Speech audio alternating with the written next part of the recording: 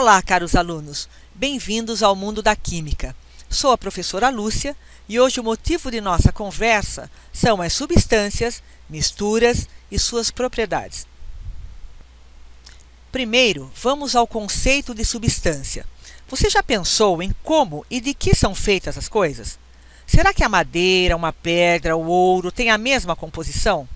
Houve uma época em que os homens achavam que poderiam transformar todas as coisas simples em mais valiosas. Eram os alquimistas. Depois viram que não era possível, pois ainda desconheciam uma série de conceitos atuais. Estudos os levaram a descobrir uma série de coisas importantes dentro da química.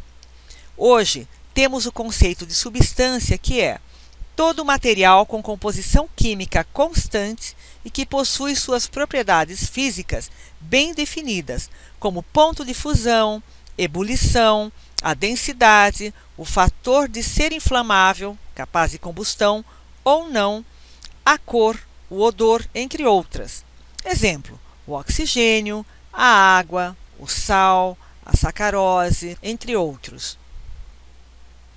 Pensemos, os átomos constituem os elementos químicos que, por sua vez, constituem as substâncias químicas, como vimos no slide anterior.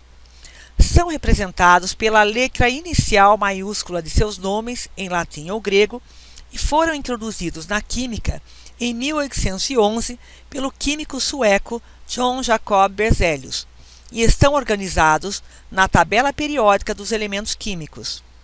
Em 1869, sofreu uma organização mais metódica e parecida com a que conhecemos hoje. Quando se trata de um único tipo de elemento químico formando uma molécula, a denominamos de simples. Apresenta-se puro, ou seja, não está misturado com outra substância. Agora, entendam que essas moléculas podem vir isoladas ou associadas entre si, mas sempre do mesmo elemento, como você pode ver na figura. Pensando juntos, você deve ter notado que a substância NaCl é formada por dois elementos químicos ou íons. Nesse caso, dizemos que essa substância é denominada composta. Vejamos um exemplo de nosso cotidiano: o sal de cozinha, cloreto de sódio, NaCl. Sempre apresenta as mesmas propriedades. Ponto de fusão, 801 graus centígrados.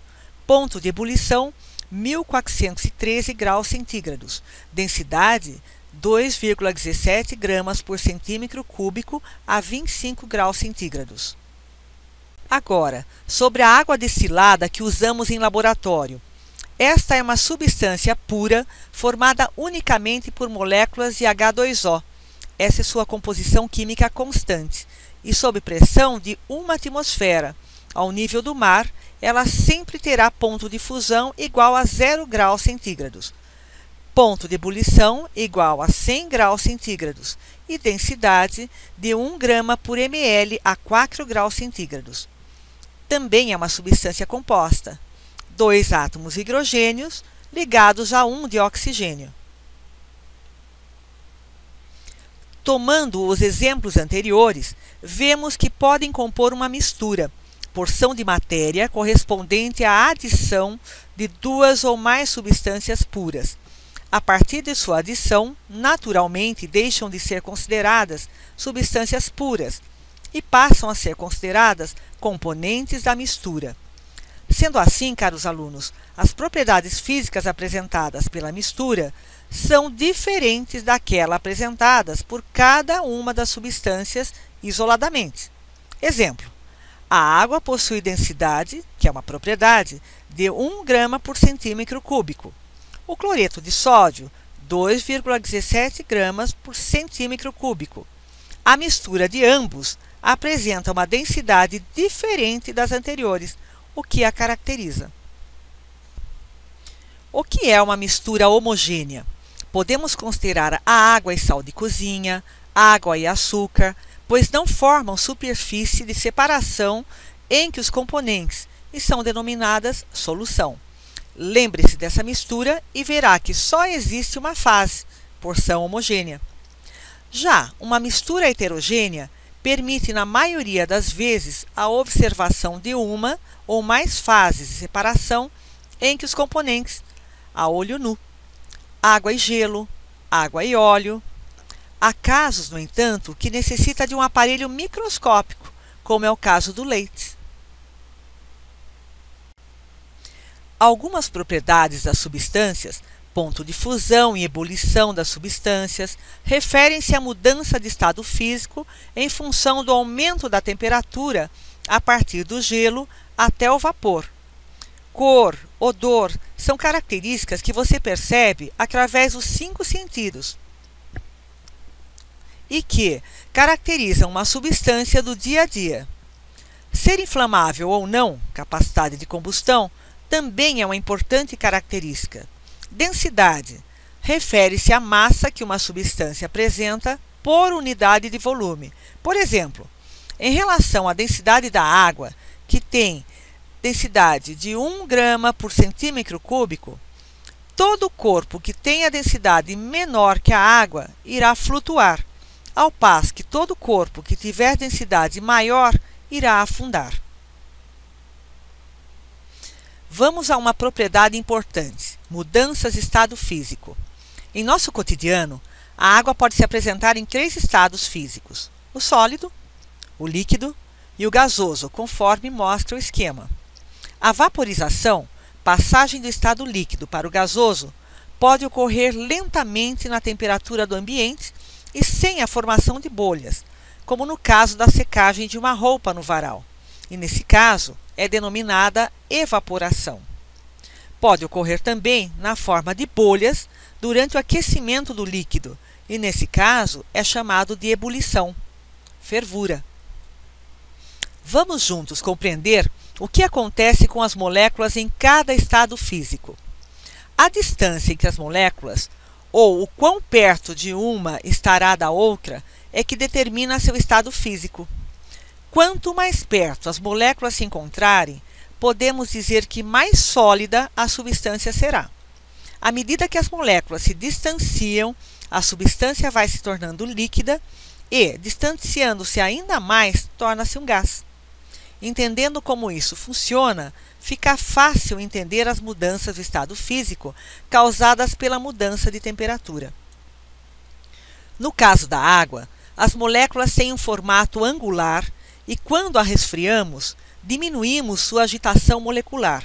Ela começa a se agrupar num formato muito especial devido à atração entre as moléculas, formando cristais que ocupam mais espaços que se as mesmas estivessem soltas.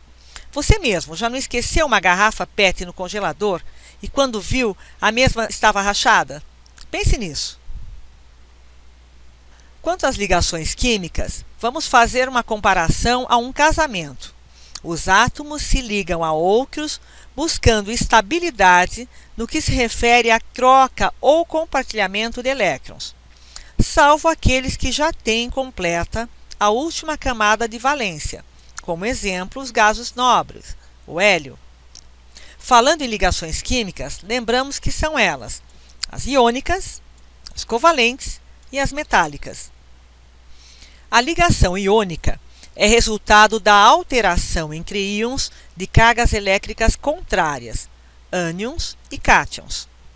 Essa ligação acontece geralmente entre os metais e não metais. As ligações iônicas formam compostos iônicos que são constituídos de cátions e ânions. Tais compostos iônicos formam-se de acordo com a capacidade de cada átomo de ganhar ou perder elétrons. Essa capacidade é a valência. Já a ligação covalente é caracterizada pelo compartilhamento de elétrons. O hidrogênio possui um elétron na sua camada de valência. Para ficar idêntico ao gás nobre hélio, com 2 elétrons na última camada, ele precisa de mais um elétron. Já o átomo de oxigênio tem 6 elétrons na última camada. Então, 2 átomos de hidrogênio compartilham seus elétrons, ficando estáveis. Ligações metálicas. Na ligação entre átomos de um elemento metálico, ocorre liberação parcial de elétrons mais externos, com a consequente formação de cátions, que formam as células unitárias. Esses cátions têm suas cargas estabilizadas pelos elétrons que foram liberados e que ficam envolvendo a estrutura como uma nuvem eletrônica. São dotados de um certo movimento e por isso chamados de elétrons livres.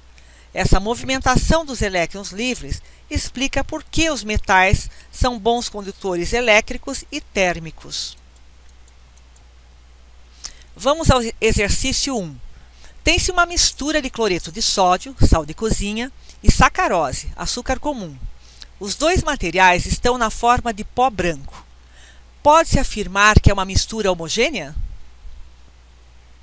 Pois é, meus caros. Embora a mistura tenha o mesmo aspecto em toda a sua extensão, nem todos os grãozinhos têm a mesma propriedade. É uma mistura heterogênea. Exercício 2. Considere as espécies químicas bromo e brometo de potássio. Dados os números de elétrons na camada de valência, K igual a 1 e Br igual a 7. Explique justificando o tipo de ligação que ocorre entre os átomos de bromo no bromo 2 e potássio e bromo no brometo de potássio. Letra A. Covalente, pois ambos os átomos precisam de um elétron para completar o octeto. A letra B.